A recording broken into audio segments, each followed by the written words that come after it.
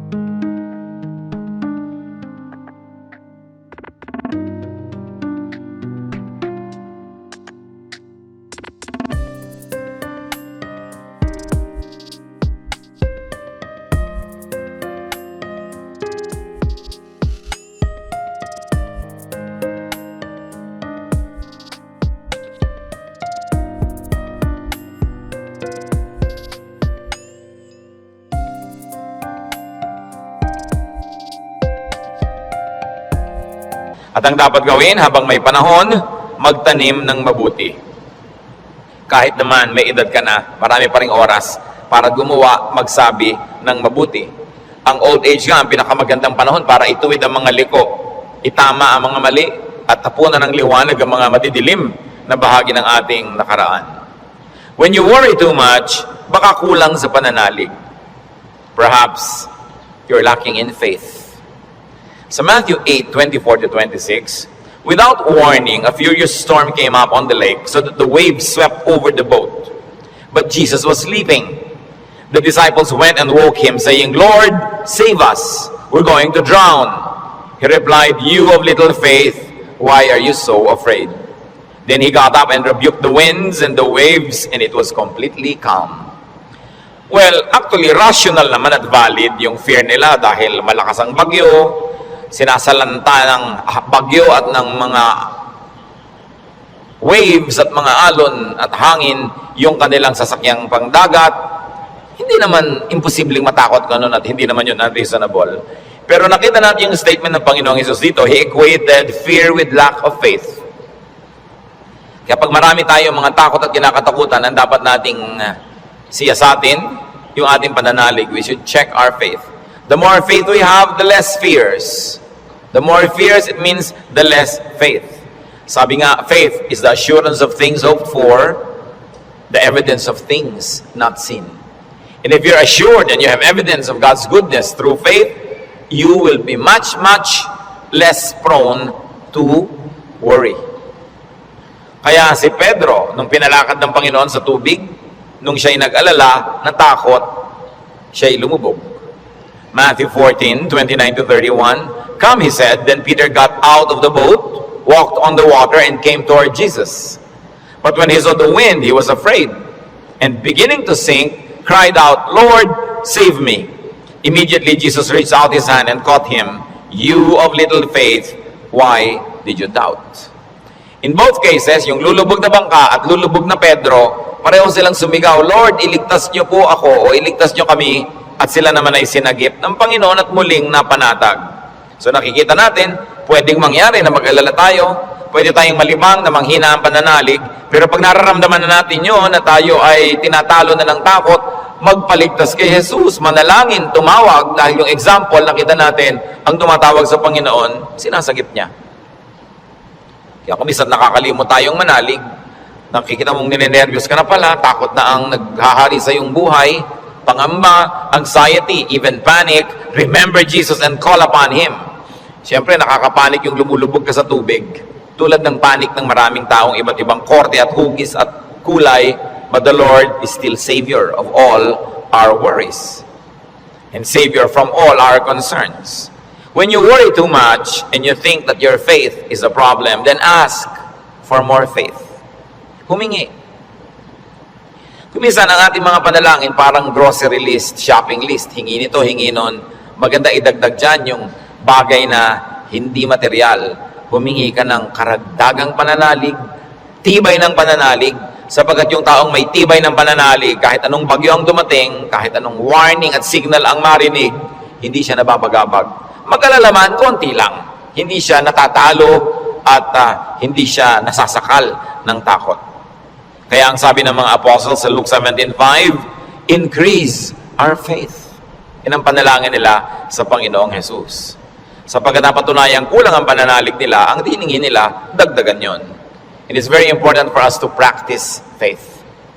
Habang ito'y pinapractice mo, you put it to use, lalong tumitibay, lalong lumalalim ang ating pananalig. Kung tayo mapag-alala, baka kulang sa kaalaman sa mga pangako at salita ng Diyos. Kung alam kasi natin ang mga pangako at salita ng Diyos, halos lahat ng concern natin covered. And I dare believe every concern is covered. Nung nananalangin itong sa Solomon, sa Panginoong Diyos, masdan natin ang kanyang paggunita sa mga pangako ng Diyos sa langit. 1 Kings 8:25. Now, Lord, God of Israel, keep for your servant David, my father, the promises you made to him, when you said, you shall never fail to have a man to sit before me on the throne of Israel. If only your sons are careful in all they do to walk before me as you have done. And now, O God of Israel, let your word that you promised your servant David, my father, come true. Malakas ang loob nitong Solomon na humingi sa Diyos sapagkat alam niya ang pangako ng Diyos sa kanyang tatay na si David. Kaya sabi niya, yung mga ipinangako niyo po sa ama ko, tuparin niyo, O Diyos.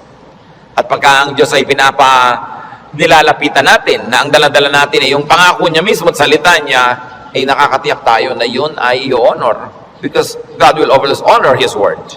Solomon, knowledgeable of God's promises to his father, claims it. So it's important for us, bago dumating ang worry, bago dumating ang fear, to know, then to claim and apply God's provision.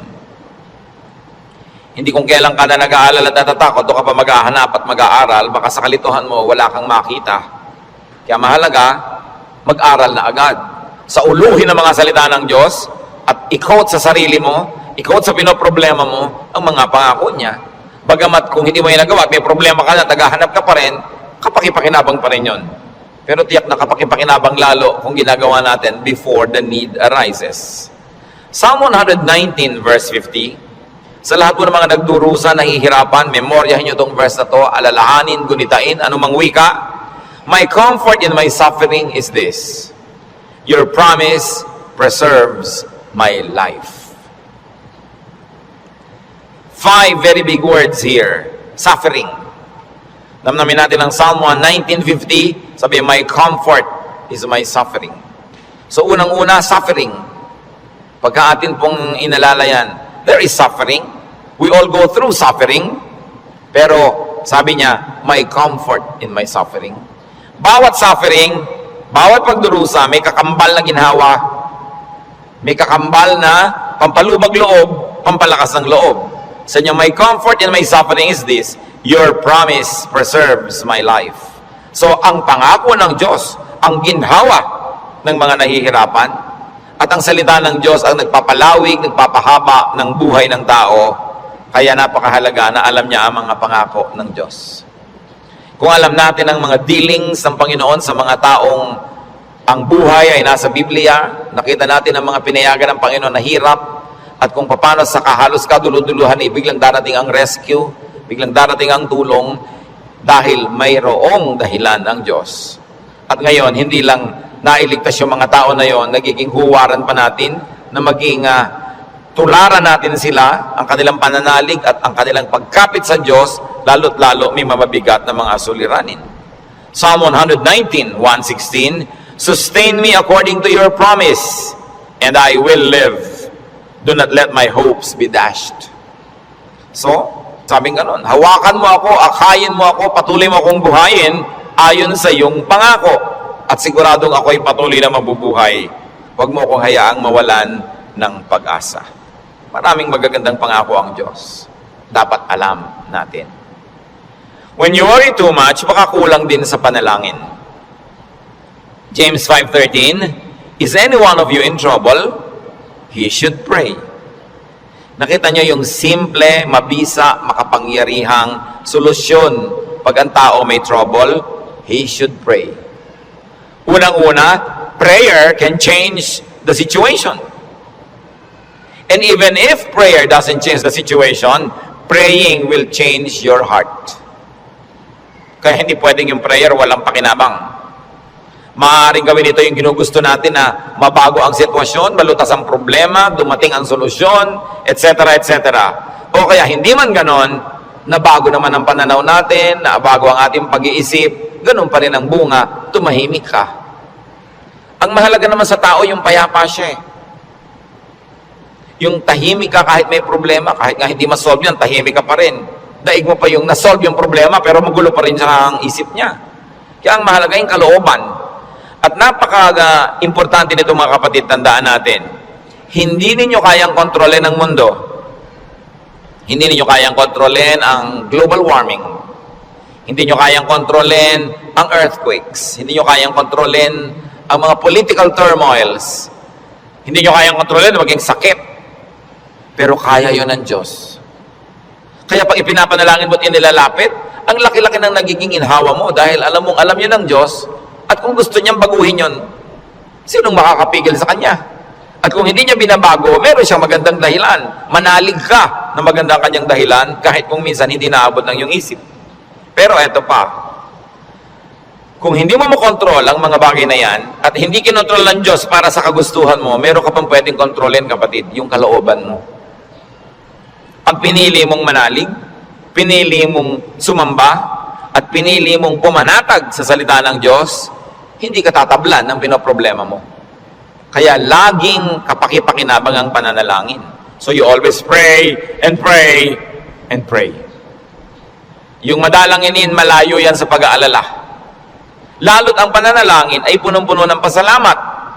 Kasi kung nananalangin ka na nagpapasalamat, oo nga naman, naaalala mo unti-unti na ang dami ng mga maganda sa buhay na dapat ipagpasalamat. Nababalanse ang iyong alalahanin at natutuwa ka pa kung lumaon.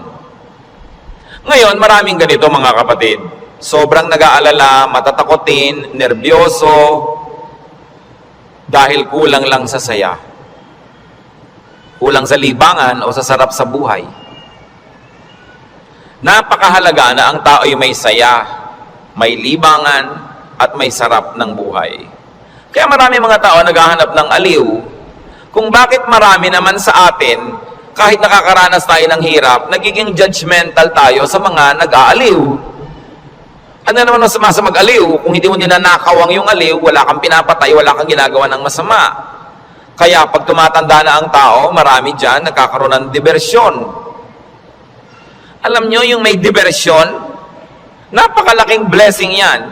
Kasi ang daming alalahanin. Pag tumatanda ka na, nararamdaman mo na yung mga kasukasuan mo, ayaw na masyadong tumiklop o bumuka ang mga tuhod mo at mga braso. Nararamdaman mo nang mahihiluhin ka. Halimbawa, lumalabo ang iyong mata, dumadami ang iyong mga sakit, at kumukonti, usually ang iyong pera. Bihira naman yung papayaman, papadami pera, no? Kadalasan ay papaubos, nawawala ng hanap buhay, nagre-retire. Tapos ang mga mahal mo sa buhay na uubos na. Ang lahat ng mga tiyo mo, magulang, ubos na, parang yung kayo na lang na magkakapatid ang next in line. No? Dati may mga matatanda kang tinitingnan, pinagmamanuhan. Ngayon, wala na, ikaw na lang lagi ang pinagmamanuhan. So inisip mo, ako na kaya next. Yung lampas ka na sa alas 12 tanghali ng buhay, yung mga nasa alas 3, alas 4:30 ka na, alam mo yun na malapit na akong humarap sa mga katotohanan. Alam niyo yung mga ganon, sobrang magbigay ng alalahanin. At hindi naiintindihan yun ng mga tao na hindi pa nakakaranas noon. Kaya marami sa ganong edad, mga past 50, kung kailan pa nagkaroon ng ganong edad, machichismis pa, ang bata-bata naman ang boyfriend ni kumare. Eh kung biyuda naman siya, eh ano? Di ba? Kung bata ang boyfriend niya, naiinggit ka. Di ba? Ang bata-bata naman ang girlfriend ni ganon, eh kung biyudo naman siya o wala naman siyang asawa, eh ano naman ngayon? If there are 2 less lonely people in the world. Do not be judgmental sa mga tao naghahanap ng saya. Kasi kadalasan, yung saya mo na lang ang nagtatawid sa'yo sa dilim ng gabi. Yung konting saya mo na lang ang nagbibigay sa'yo ng dahilan para mabuhay pa uli, para bukas o next week. Yung konting libangan mo ang nagbibigay sa'yo ng liwanag sa otherwise, ang dami-dami mo mga alalahanin sa buhay. Hindi dapat silang ginajudge. Pag may nakikita kang dalawang taong magkasama, kaya hindi sila magkaedad, ang tanda-tanda naman ng boyfriend niya, eh baka naman kulang siya sa pag-ibig ng magulang nung araw. Mabuti nakakuha na ng husband, meron pang tatay. Kung minsan bonus, may lolo pa. Inggit ka. Di ba? Kung minsan naman, bakit kaya ang bata-bata nang nagugustuhan nito, eh may edad na siya? Eh kung puro kapwa matanda niya ang nakikita, ang pinag-uusapan laging arthritis, blood pressure, blood sugar, mga katarata, glaucoma, nakaka-depress. Kaya kung minsan masarap kasama yung bata na walang iniisip na mga alalahanin, puro happening at gimmick ang naiisip, nalilimutan mo mga problema mo. At yung problemang hindi nasosolve, malaking bagay kung nalilimutan man lang kahit sandali. Because you keep your sanity and you keep your cheerfulness. Mga kapatid, huwag kayong killjoy sa mga taong humahanap ng ligaya kasi hindi nyo naman papaligayahin eh. Halimbawa, yung nanay niyong byuda, may boyfriend. Eh mano, byuda naman. Bakit sasamahan mo pa siya pag gusto niyang manood ng TV? Sasamahan mo ba siyang manood ng sunset? Hindi rin naman, busy ka rin sa sarili mong asawa at mga anak. Tapos pinagkakaitan mo yung nanay mo, yung tatay mo ng kaligayahan. Ang mga tao kasi maraming dala, maraming problema. Matuwa tayo pag nakakakita sila ng konting itinatawid sila sa ganong mga hirap. Pasalamat ka na hindi na nga ikaw ang magtatawid at hindi na ikaw yung kailangang laging nandoon. People have needs. Kaya kailangang maging maunawain. Kaya kung marami tayong mga alalahanin, baka kulang ka lang sa entertainment. Hindi naman masama yung entertainment eh, basta wala kang binibreak na law of God. Kumisa kasi yung mga relihiyoso kung bakit galit na galit sa mga tao. Hoy, alam mo, Christian na Christian si ano, nakita ko siyang nagbingo. Eh kung lumigaya ba siya, hindi naman ninakaw sa iyo yung pantaya. No? So, marami magtatanong niya sa akin and marami will feel uncomfortable but you know, lalo yung mga may edad na nating mga nanay, mga tatay, eh kung ikaliligaya nila, diba? Kakausapin mo ba yan sa haba ng mga kwento? Hindi naman lagi. Basta't walang nananakawan at hindi ka naman naghahangad, gusto mo lang malibang. Kung gusto ng Panginoon, tayo ay magkaroon ng buhay na masaya. Si Elijah, propetang-propeta, natalo ng lungkot, gusto tuloy mamatay. 1 Kings 19:3-5. Elijah was afraid and ran for his life. When he came to Beersheba in Judah, he left his servant there, while he himself went a day's journey into the desert. He came to a broom tree, sat down under it, and prayed that he might die. I have had enough, Lord, he said. Take my life. I am no better than my ancestors. Then he lay down under the tree and fell asleep. Nakita niyo ang problema niya, natatakot siya, nagtatakbo siya, napagod, tapos iniwan pa niya yung assistant niyang lalaki, nag-isa siya maghapon, magdamag, sobrang nalungkot, na-depressed tuloy, pinaghahalo-halong gutom, pagod, gusto tuloy mamatay. Pero nung ginising ng anghel, pinakain, pinainom, pinatulog uli, ginising, pinakain, pinainom, pinatulog uli. Sumaya na naman, tuloy na naman ang ministry niya. Mahalaga, nakakatawid ka sa difficult days. Ecclesiastes 2:24, a man can do nothing better than to eat and drink and find satisfaction in his work. This too I see is from the hand of God. Nakita nyo, mapaka-halaga kay Solomon i-emphasize na sabi niya, yung pagkain, pag-inom, pagsasaya, galing din yan sa Diyos. Bakit niya idinidiin? Kasi akala ng iba, ang galing lang sa Diyos, tinik, krus, pasakit, kalbaryo. Kaming ganon. Kung kailangan danasin yon, danasin. Pero hindi laging ganon ang kalooban ng Panginoon. Gusto niya tayo na mag-enjoy. At sinabi, to find satisfaction in all His work. Not in somebody else's work, not in somebody else's fruits, but in someone's work. In other words, kung nasan ka ko, anong ginagawa mo, doon ka umimbento ng saya. Doon ka humanap ng ikaliligaya mo, sapagkat yun ang doable, yun ang reachable. Ecclesiastes 3:13, that everyone may eat and drink and find satisfaction in all his toil. This is the gift of God. Gusto ng Diyos, pag kumakain ka, masaya ka. Umiinom ka, na-enjoy mo yung iniinom mo. May ginagawa ka, hindi ka nagdadabog, natutuwa ka sa ginagawa mo. Ang payo pa ni Solomon, Ecclesiastes 9:8, always be clothed in white and always anoint your head with oil. Baka naman bukas sa kaputi na kayo lahat. Yung puti kasi is associated with linen sa Israel at sa mga disyertong bansa tulad ng Egypt. Kaya lahat ng mga nobles laging naka-white, naka-linen. Ibig sabihin kasi, comfortable and beautiful. So, ang sinasabi ni Solomon, be comfortable, have pleasure, and enjoy beauty, even in what you wear. Sa dami ng lungkot ng mundo, pag may konting saya na pwede mong kunin sa hangin, kunin mo. Pag may konting kaligayahan, kunin mo. Kasi maraming kalungkutan na hindi mo pwedeng iwasan. Mabuti na yung marami kang deposit sa alkansya ng saya, para pag may panahon ng pagdurusa, may madukot kang saya, pampalakas sa mga araw na malungkot ka. Kaya kung may pagkakataong sumaya, magpakasaya ka. May pagkakataong gandahan ng environment, gandahan mo kasi kuminsan napipilitan kang tumingin sa hindi maganda. Meron kang pagkakataong guminhawa, paginhawahin mo. Kasi maraming beses hindi ka maginhawa at wala kang magagawa tungkol doon. So marambuti na yung marami kang pabaon sa sarili mo, na saya, tawa, kagandahan, para pagka panahon ng tagsalat, meron kang panggagalingan ng lakas. Surround yourself with what is beautiful and pleasurable and comfortable. Sabi nga ni Balagtas, sapagkat ang mundo'y bayan ng hinagpis, mamamaya'y sukat tibayan ang dibdib. At ang isa sa mga pagpapatibay niyan, whenever you can be happy, be happy. So that when sadness that cannot be avoided comes, then you are well equipped. Because yung balance mo, kahit ma-withdrawhan ng lungkot, yung sayang nakatago, ang balance mo, marami pa ring sayang natira. Kaya ministry natin, mga kapatid, na magpasaya rin sa isa't isa. Hindi magpalungkot.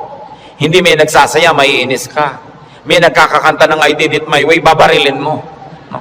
Hayaan mo siya magkakanta. Alam mo ba kung anong problema niya sa buhay? Baka kailangan niya ang kidney transplant. Baka yung asawa niya may cancer. Baka ang mga anak niya walang pangmatrikula. At gusto na niyang tumalon sa ilog na walang tubig dahil El Nino. Kaya ang laki ng problema, tatalo ka sa ilog, di ka malulunod. So malaking problema yun. So kumanta na lang siya ng I did it my way kahit wala sa tono, babarilin mo pa. Surviving na nga yung tao. Marami sa atin, they're just trying to survive. Kumisa nagdadamit ng akala mo payaso o Santa Claus o snowman, hindi mo siya maintindihan. Pero kung nagpapaligaya pa sa kanya, hindi naman ninakaw sa iyo yung suit niya, anong paki mo? Hayaan mo siya, masaya siya. Hindi natin dapat ginadjudge yung kapwa according to our standard. Ako, hindi ko isusuot yan. Eh siguro, kontento ka sa buhay mo ngayon, masaya ka. Eh baka may hinahanap siyang ligaya na hindi mo naman ibibigay. Eh ano ngayon kung gano'n ang suot niya? Mahalaga sa spiritualidad, ang tunay na spiritualidad, ang bunga niyan mga kapatid, kabaitan sa kapwa. Kung hindi ka mabait, kahit sa ulo mo yung buong Biblia, sayang lang. Para ano? When you worry too much, baka sobra ka ng pakikinig sa balita. Bad news. Yung makinig sa balita, manood ng primetime TV, garantisado lulungkot ka. Kung hindi ka naman mawala ng ganang kumain dahil oras ng hapunan. Babae, tinadtad, sinigan, inilagay sa drum, nilagyan ng semento, hinulog sa dagat. Gusto niyo bang panghimagas yan sa inyong paghahapunan? O kaya appetizer, kung late kayo wala kayong mapapala kapapanood niyan. Hindi niyo naman kailangan malaman. Nananakot lang para bumenta. Siyempre, because bad news is good news in journalism. Ibig sabihin, papansinin ng tao. Pag nagpapakinig ka sa mga El Nino, La Nina na yan, mga earthquake, takot ang aabutin mo, may magagawa ka ba dyan? Ikaw ba si Bernardo Carpio? Sige, pigilan mo ang paggalaw ng lupa para huwag lumindol. Kaya mo ba yan? So yan ang mga takot na hindi mo naman kailangang entertainin. Kasi wala ka naman magagawa tungkol dyan. Kaya manalangin ka. Yan sabi, pray, pray, pray. Siyempre, marami pang nananakot ay padami na ng padami ang tao sa mundo. Actually, pag nag-aeroplano kayo, makikita nyo, ang dami pang lupang walang laman eh. Nagkakagulo lang yung mga tao sa mga bayan-bayan at crossing. Pero ang dami pang maluwag. Napakarami ka lang siksikan kasi because of the imbalance ng economy. Natatakot ang mga tao na mauubos na daw ang langis. Actually, mga daang taon pa yan bago maubos. At hindi pa nga nauubos, nakaka-invento na ang tao ng mga bagong alternative sources of energy. Ang tao kasi fearfully and wonderfully made by God. We were made wonderfully. People will find a way as life finds a way. Sabi niyo ba, papangit na ang buhay? Hindi totoo yun. Tingnan nyo lang ang cellphone na hawak nyo, nasa bag nyo, malalaman nyo umasenso ang buhay. Nung araw, mayayaman lang ang mga may telepono. Yung halos gumapang ka sa lupa, kumatok, pwede po bang makitawag, Mrs. Cruz? Di ba? Dahil sila lang ang may telepono, siya naman may rollers pa. Mamaya! Ngayon, kahit balot vendor, may cellphone. Hindi pa ba yan asenso ng humanidad? Ang mga pharaoh, ang mga Roman emperors, ngayon nahuhukay mga bangkay nila, simpleng abscess lang ng bagang namatay. Appendicitis namatay. Ngayon, routine na lang yan. Diba? Routine. Ang dati nating presidente, Manuel Quezon, namatay sa tuberculosis. Ngayon, nagagamot na yan. In other words, nag-i-improve ang science, nag-i-improve ang technology, natututo tayo ng green architecture, green lifestyle. Sabi natin, parumi ng parumi ang mga ilog, buti pa ng araw na malilinis ang ilog natin. Lilinis din yan kasi magigising din tayo sa katotohanan na walang kwenta ang maruming ilog. Yung dating kerumi-ruming ilog sa Singapore, ngayon, ang linis-linis na, ang dami na uling isda. Ganon din naman sa Stockholm, sa Sweden. Sa gitna ng city, ang linis ng ilog, may mga nangingisda, kinakain nilang isda. Dati daw yung parang Pasig. In other words, ang tao kasi natututo. Matututo, mag-a-adjust tayo eh. Nagkakaroon ng maraming research sa siyensya. Hindi ba kahit nga ngayon 10, mukhang 30? Napapahaba ang kabataan para mag-enjoy pa ng maraming bagay. Yung mga kulot ngayon, gusto mo tuwid ang buhok mo, bukas tuwid. Gusto mo kulot uli next week, kulot. Maraming nagagawa ang tao. Ang pagkain, nung araw nga, bago ka makakain ng palitaw, kailan magigiling ka pa ng malagkit, mga 3 oras mong ginigiling-giling sa bato. Ngayon, punta ka sa Via Mare, mamimili ka ng lahat. Parang piyesta araw-araw. Maraming tao nung araw, pagka piyesta lang nakakakain ng lechon. O kaya ng karne. Kasi hindi naman available. Pero ngayon, pipiliin mo pa. Puro leg ba? Puro likod? Puro ano? Napipili. Ang trend ng buhay, pag tinan nyo mga kapatid, papaganda. Huwag kayo nawawala ng pag-asa at huwag kayo nagpapalungkot dyan. Kasi God is in control. Ngayon, pag nagpapapakinig kayo din sa mga prophet of doom, sa sobrang prophecy, lulungkot din kayo. Diba? Ang alam natin, ang ending ng lahat ng prophecy, darating ang Diyos o babalik tayo sa Diyos, kung alam mo nang mauna doon, yung pa rin ang tunay na ending. No matter what the detail. Kaya nang ating dapat bigyan ng pansin. We romance the past too much. Laging the good old days, the good old days. Sabi ni Solomon sa Ecclesiastes 7:10, do not say, why were the old days better than these? For it is not wise to ask such questions. Huwag kayong magdrama-drama, lagi yung hinahanap yung kahapon ng araw. Yung nung araw, nasasakay ka halimbawa sa bus, talagang yung buhok mo ay hinila na ng lahat ng hangin bago ka makarating sa Maynila. Yung the good old days ba yun?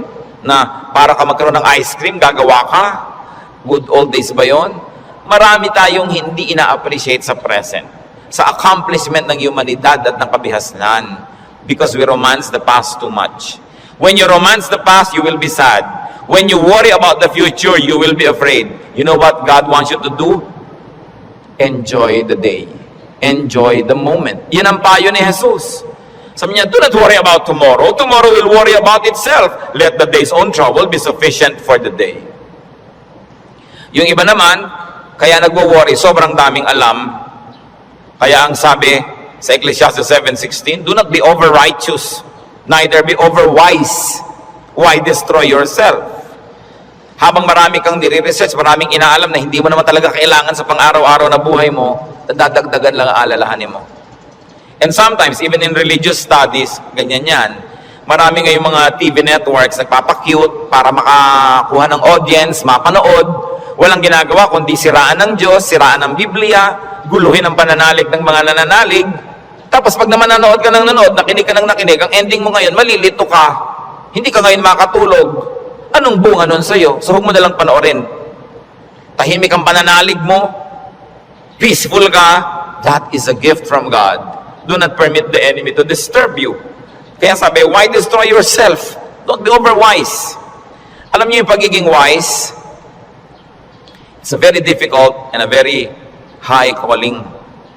Kaya yung mga tinatawag ng Diyos na maging mga philosopher, maging mga prophets, maging mga mangangaral, mahirap yun. Kasi pag lumalalim, tumataas ang iyong alam, nagiging vulnerable ka to so many anxieties and fears. You become vulnerable to a lot of isolation and sadness. Kaya nga yung mga tinawag ng mga special people to be God's channels of blessing and wisdom to others and to the multitudes. That's why we privilege them with respect. We privilege them with a lot of things. Kasi ang pwede lang nating isukli sa ating mga propeta, sa ating mga mangangaral, sa ating mga philosophers, ang pwede lang nating isukli sa kanila, pagmamahal, pag-ibig, pagrespeto, kasi dinadanas sila ang maraming hindi na natin dinaranas. Sa kanila ibinubunyag ang mga malalalim, mahihiwaga at mahihirap na mga bagay para maipaliwanag nila sa mga ordinary mortals like you and me. Kaya mahirap yan. Marami sa mga propeta, marami sa mga great artists, marami sa mga great achievers, great thinkers are tormented by their spirits and in their spirits. Kasi they become sensitive to many things. Kaya napakasarap ng buhay ng mga taong regular lang. Kung minsan naiinggit ka doon sa sobrang dunong, sobrang galing, kaya mo bang buhatin ang bigat ng karunungan? Mahirap yon. Yung may ipabigay sa iyo ang Diyos, sasabihin ng Diyos, ipamigay mo na yan dyan sa mga tao, hindi siya madali. Kaya kung minsan may eccentric behavior, no? Yung mga great artists na hindi nauunawa ng mga karaniwan tao. Basta tayo mga kapatid may hindi nauunawa, huwag nyo i-judge. Sikapin nyo unawain, at kung hindi nyo malang maunawaan, at least leave it alone. Huwag nyo siraan, huwag nyo pintasan, kasi hindi nyo alam. At pasalamat kayo, hindi kayo yun. Ngayon, we avoid extremes. Because extreme behavior and extreme thinking also leads to a lot of worry. Ecclesiastes 7:18, the man who fears God will avoid all extremes. Gumigitna ka lang, bumabalansi ka lang, para tahimik ang buhay mo.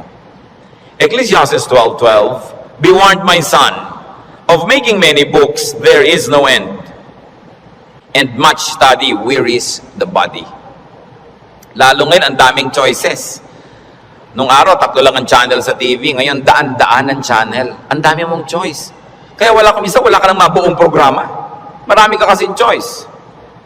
Nung araw, pagkahapon, basta mga aninong gumagalaw, yun lang ang mapapanood mo. Mga lumang pelikula. Wala ka nang maraming choice. Kumisan, tahimik pa yun eh. Umorder ka sa restaurant ng tea. Nung araw, pag umorder ka ng cha, etong cha. Ano pong tea? Ang daming tea. Alam niyo, mamahigit 100 yung papapiliin sa inyong waitress. Pagkatapos papapiliin ka pa kung hot o cold. Tapos papipiliin ka pa kung natural o ganito. May sugar o without. Pag may sugar, natural sugar, coco sugar. Ang dami pang sugar. Huwag na nga, tubig na lang. Ang daming choices ng pati ng soft drinks. Gumugulo tuloy. Bakit natin ito binabanggit? Mga kapatid, kung tahimik na ang inyong kalooban sa pananalig niyo sa Panginoon, huwag niyo nang guluhin ng kung ano-ano pa mga ideya. Walang mapapala. Ang kaluluwang palipat-lipat, papalit-palit. Sabi ni Solomon, tigilan niyo na yung kababasa sobra. Sabi ko noon, mapapagod ka lang, matutuyo ang iyong lakas. Sabi ko noon, hindi matatapos yan. Ang ending din naman, haharap ka sa Diyos eh. Kaya kung tahimik ka na, payapa, huwag ka nang pagulo pa. That's why prophets and philosophers and thinkers and teachers are burdened. And the only thing we can give them is to privilege them with respect. Sabi sa Ecclesiastes 5:12, the sleep of a laborer is sweet. Read laborer as simple man. No?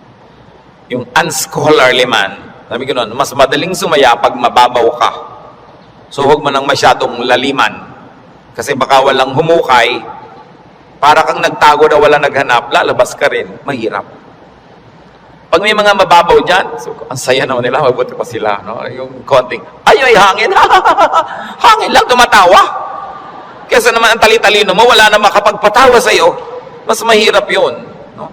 When you worry too much, baka kulang ka lang sa food or drink or chemical balance, tulad ng pinag-usapan natin nun. Kaya, yung propeta, pinakain ng anghel sa 1 Kings 19:7-9, at guminhawa na siya nung siya kumain at nakainom. Baka sobra ka nagda-diet, kulang ka na sa vitamina, kulang ka na sa minerals, kulang ka na sa nutrients, kaya ka pala malungkot.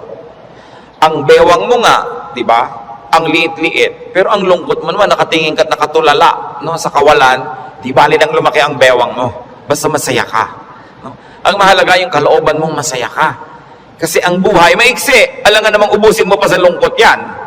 Kailangan i-maximize mo yung saya. Kaya si Timothy na laging sinisikmura, sabi sa kanya ni Paul sa 1 Timothy 5:23, stop drinking only water and use a little wine because of your stomach and your frequent illnesses. So kulang siya sa chemical balance. Binabalanse. The Lord Jesus' prescription against worry, Matthew 6:26-34. Sabi niya, look at the birds of the air. They do not sow or reap or store away in barns, and yet your heavenly Father feeds them. Are you not much more valuable than they? Who of you by worrying can add a single hour to his life? So, ba't ka nag-aalala? Kita mo yung mga ibon, hindi naman yan nag-agriculture, pero pinapakain, buhay din yan. Mas mahalaga ka kaysa ibon. Kaya ang unahin mo, manalangin, lumapit sa Diyos, manalig. Tapos marami ka pang ibang alalahanin, etc., etc. Kaya sa verses 26-34 ng Matthew 6, sabi ng Panginoong Jesus, and why do you worry about clothes? See how the lilies of the field grow. They do not labor or spin.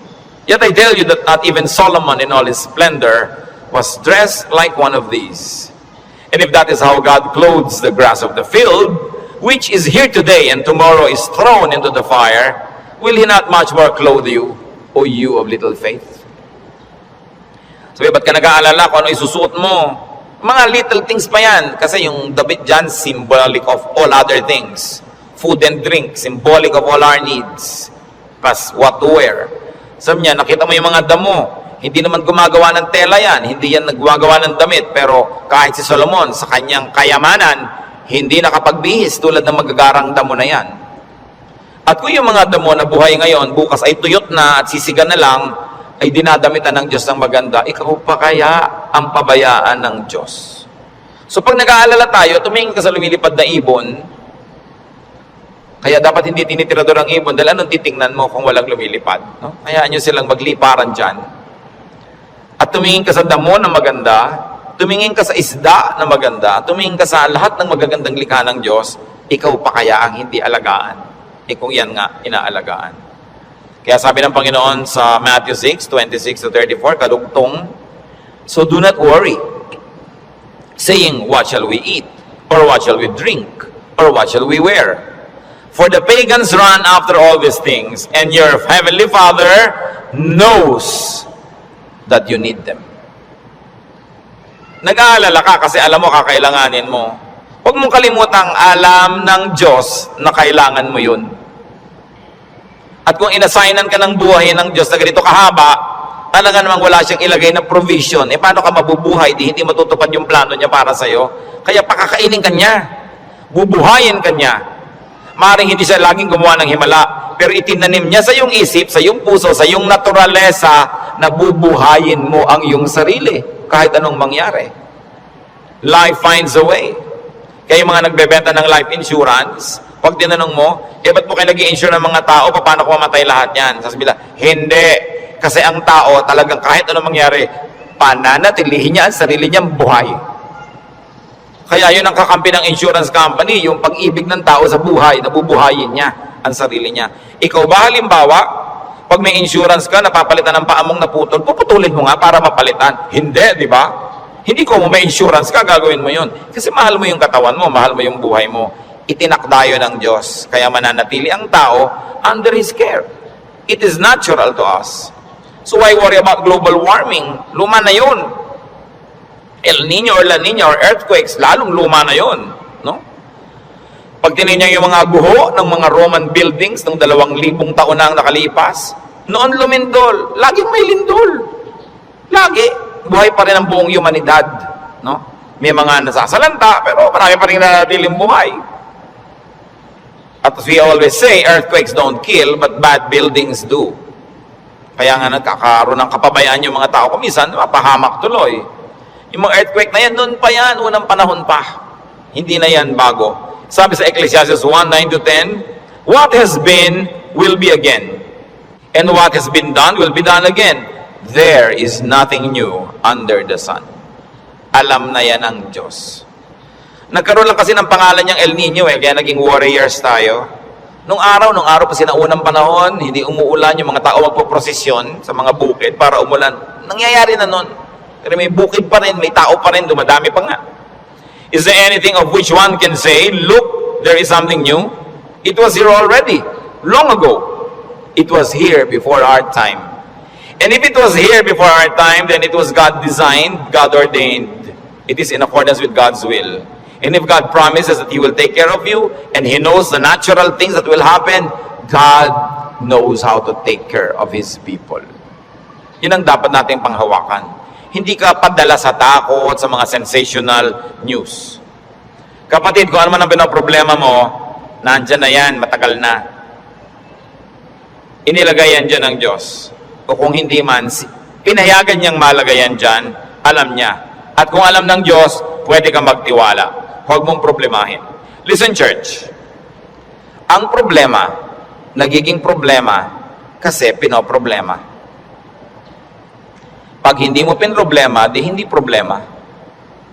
Kaya dalawang tao, dalawang ina, yung isa yung anak, wala pa, alas 2 na ng umaga, balisang-balisa, hindi makatulog. Yung isang ina naman, tulog na tulog. Parehong wala yung anak nila. Yung isa kasi pinoproblema niya, yung isa hindi. So, malaki na yon, alam na niya umuwi. Lalong-lalo ko may pangatlo pa na hindi naman problema. Tapos sabi niya, ipinanalangin ko na sa Lord. Wala ako sa kinakalagyan ng anak ko ngayon, pero nandun ang Diyos, so binilin ko na. In fact, mas mahal naman ng Diyos yung anak ko kaysa mahal ko yung anak ko. So magtitiwala ako at matutulog ako dahil anong mapapala kung gising ako dito? So iba-ibang attitude, pare-parehong sitwasyon. Your attitude will shape your lifestyle. Ganon yun. Kung minsan, merong mga asawa na hindi na halos pansinin ng asawa nila, laging wala. Merong mga nag-aalala, bakit siya laging wala, etc. etc. Meron mga, ay, salamat, wala siya. Marami akong magagawa ngayon, walang abala.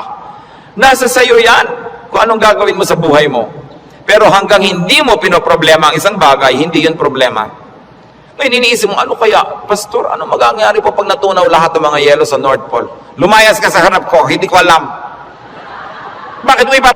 For tomorrow will worry about itself. Each day has enough trouble of its own. Huwag laging alalahanin ang nakaraan, nakakalungkot. Kaya pag kami mga medyo senior ladies magpa-party, tapos ini-invite ako, baka ang tugtog nyo, puro 60s and 70s, ayaw kong pumunta. Puro na lang tayo nung high school natin, nung ganyan. Wala na ba tayong future? Puro past na lang ang pinag-uusapan? Kaya kung minsan nakakatamad na rin umatin ng mga high school reunion, walang pinag-uusapan kundi yung nakaraan. Mahalaga ang tao, engaged niya yung today, hopeful siya about tomorrow, may mga plans siya pinag-uusapan, hindi puro past, hindi puro lungkot. Kasi sayang ang isang araw na inubos mo sa lungkot, pwede mo namang pasayahin. Okay, maganda rin naman kung minsan makinig ng mga lumang tugtog, mag-alala ng kahapon, pero huwag sobra. Because when you romance the past, you will be sad. Marami pa tayo, kaya hindi pa tayo kinukuha ng Diyos. May today pa, para mabuhay tayo today. At yung bukas, hawak niya yan, hindi natin hawak. So huwag niyong agawin sa Kanya. Kaya nagiging mabigat, inaagaw niyo sa Diyos yung pagbuhat sa past. Pero yung today, kayang-kaya nating hawakan sa tulong ng Diyos. Kasi ibinibigay niya sa atin yung today. So sabi niya, ang alalahanin mo lang yung today. May maiinom pa po kaya tayo, Pastor, sa 2020. Ang layo pa nun. May tubig ka pa sa bahay mo ngayon, meron po, masaya ka na. Bukas, talagyan ulit ng Diyos. Sabi, give us this day our daily bread. Bakit mo lulutasin yung problema ng isang buong buhay sa isang araw? Yung lakas mo para lang sa problema ng araw na to, inuubos mo sa napakaraming araw na problema, kaya kinakapos. Pero lahat ng problema sa araw na to, kasya ang pagpapala ng Diyos sa araw na ito. Kasya. Humihirap kasi yung blessing today, hinahati mo para sa problem tomorrow. Yung problem tomorrow, may kasamang blessing niya yung nakakambal. So yung ngayon ang atupagin mo sa buhay. Hindi ibig sabihin na hindi ka na magpaplano ng future, Nagpaplano ka generally, but you don't get obsessed with that. But don't fail to live the moment, to savor the moment, because it will never happen again. Alam nyo, kahit anong iniintay nyo, pag wala kayong ginawa kundi hintayin yon, ganun lang pala, sandali lang tapos. Araw ng kasal, anibersaryo, fiesta, event, ang tagal mo pinaghahandaan, tapos sandali lang natapos, sasabi mo, ay tapos na.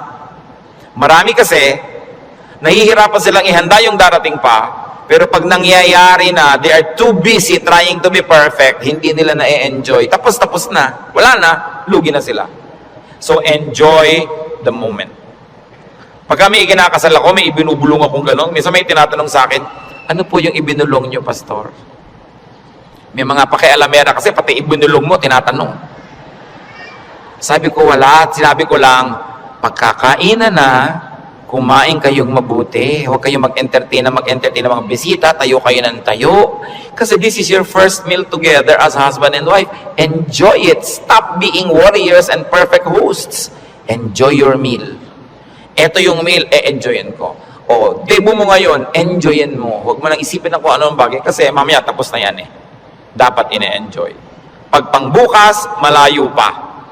Do not worry. Focus on today's concerns and pleasures and enjoy whatever can be enjoyed. Philippians 4:6-7. Do not be anxious about anything, but in everything, by prayer and petition, with thanksgiving, present your requests to God. And the peace of God, which transcends all understanding, will guard your hearts and your minds in Christ Jesus. Sabi, huwag kayong mag-alala, huwag kayong matakot, huwag kayong mag-panic tungkol sa kahit anong bagay. At sa halip na yan, sa pamamagitan ng pananalangin taimtim na may kalakip na pasalamat, ilapit nyo sa Diyos ang gusto nyo. Sabi niya, at makikita nyo, yung kapayapaan ng Diyos na mahirap unawain, imposibleng makamit, mararamdaman ninyo. And you will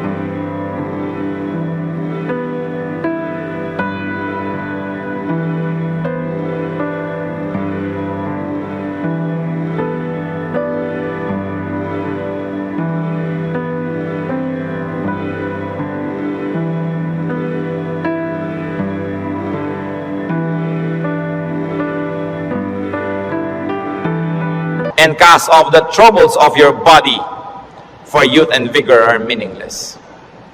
Sabi, palayasin mo, iwagwag mo ang mga problema mo. Kaya ang laki ng gawa ng word na word, banish. Hindi lang sinabing remove, banish anxiety.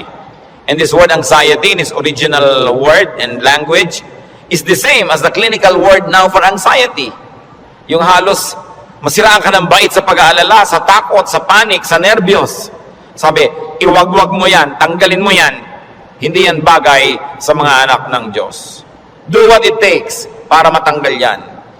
Kaya mga sinabi natin, maghanap ka ng ligaya, manalangin ka, get busy, alisin mo ang dapat mong alisin, palitan mo ang iyong mga pag-alala ng panalangin, ng kapayapaan, ng pananalig. Bakit? 1 John 4:3, the one who is in you is greater than the one who is in the world. God who lives in you is greater than the spirit that scares you. Kaya napakahalaga na isipin yan, yes, I'm a winner because Jesus Christ is a winner. Matthew 10:29-31, sabi ng Panginoon, are not 2 sparrows sold for a penny?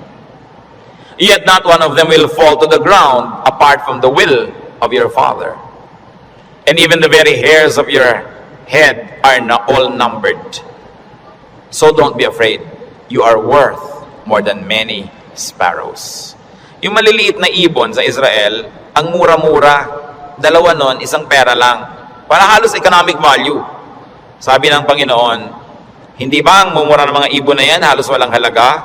Pero wala ni isa sa mga yan ang namamatay nang hindi alam ng Diyos at hindi pinapayagan ng Diyos. Pati sila, pinapayagan muna ng Diyos na mamatay bago mamatay.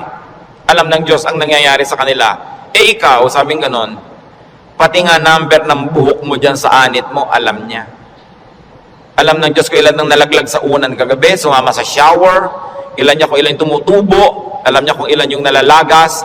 Ibig sabihin, ang pagkakaalam ng Diyos sa buhay natin, very updated and very detailed. Kaya sabi niya, huwag kang mag-alala. Higit kang mahalaga kaysa maliliit na ibon. Kaya pinapahalagahan ng Diyos ang iyong buhay, pahalagahan mo rin at huwag kang matakot kahit kailan. Ano ang mga